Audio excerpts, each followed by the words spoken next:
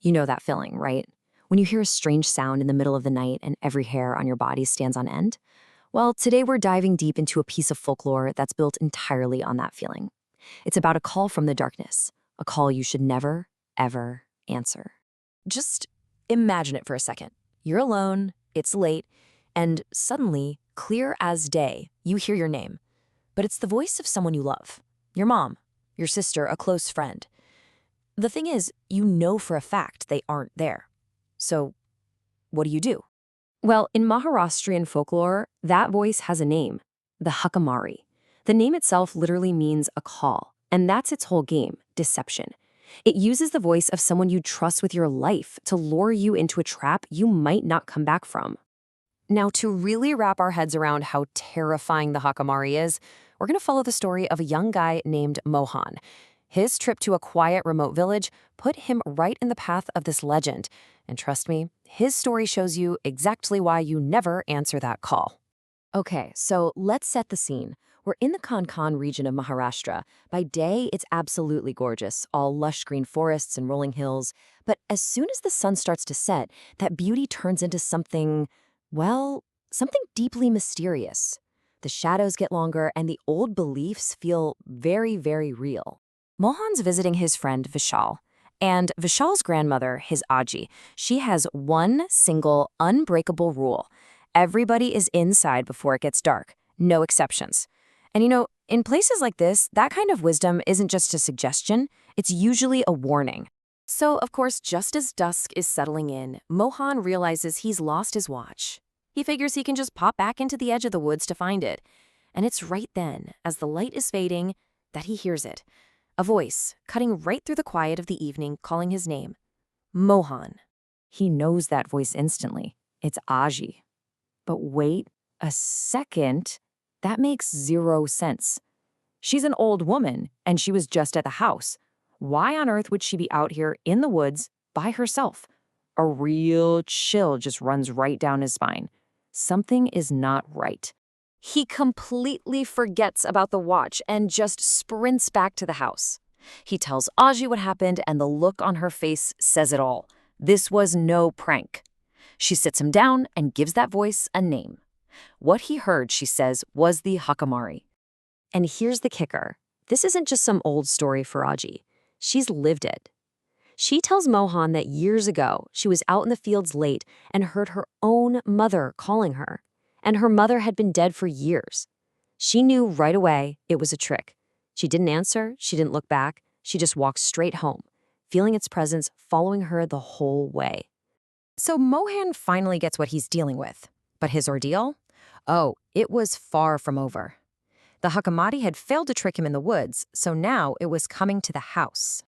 Later that night, the power's out. The whole house is just lit by the unsteady, flickering light of a few lanterns. Mohan and Vishal are trying to get some sleep when they hear it. A slow, deliberate knock at the front door. And then comes the voice. Mohan, let me in. It's unmistakably Vishal's voice. But here's the impossible part. Mohan looks over, and in the dim lantern light, he can see Vishal, fast asleep, right there in the room with him. The voice is outside, but the person is inside. Every rational part of his brain is screaming no, but he can't stop himself. He feels this magnetic pull.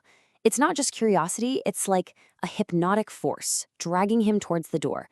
His hand is reaching for the latch, and it feels like it's not even his own. He opens the door, and it's not Vishal, it's not Aji, it's a woman, standing in the pitch-black darkness. Her eyes are huge, unnaturally large, and just locked onto him. And she doesn't yell, she whispers this terrifying invitation. Mohan, come with me. He's completely mesmerized. He lifts his foot, about to step out of the house and into the night with her. And in that split second, Aji lunges forward and cracks him across the leg with a wooden stick from the local temple. The pain is sharp. It snaps him out of the trance. And just like that, the figure in the doorway is gone. It just vanished into thin air. Mohan's brush with death wasn't just random. It reveals that the Hakamari isn't just a monster. It's a predator that follows a very specific set of rules. And if you want to survive, you have to know what they are. So, let's break this down. This is basically the survival guide. First, it uses trust as bait. That's its number one weapon. So the two most important rules are do not answer and do not look. The moment you answer that call or open that door, you're essentially giving it permission. You're giving it power over you, and that's when its hypnotic pull can really take hold. Now, you might be thinking this is just one spooky story from one region. But this fear, this idea of a deceptive voice in the night, is so powerful that you see it pop up in folklore all over India, with different names, but a scarily similar playbook.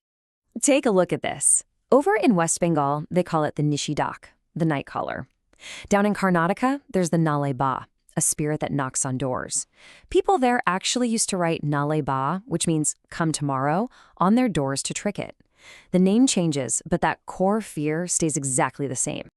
And there's another really interesting detail that a lot of these stories have in common. It's like a rule of engagement. The entity will almost always call out your name exactly 3 times. If you can resist answering all 3 times, it loses its power and has to move on. It turns survival into a real test of willpower. When you get right down to it, what makes these stories so darn effective? They take the things that are supposed to make us feel safe and turn them into weapons. A loved one's voice should be a comfort, right? Well, the Hakamari twists that comfort into a deadly lure. It makes our own trust a fatal flaw. It really makes you think, doesn't it? What is it about a simple voice in the dark that is so terrifying? It has spawned these kinds of stories for generations. Are they just campfire tales? Or are they ancient warnings, reminding us that the most dangerous threats are sometimes the ones disguised as the things we love most? Something to keep in mind the next time you hear your name called when you think you're all alone.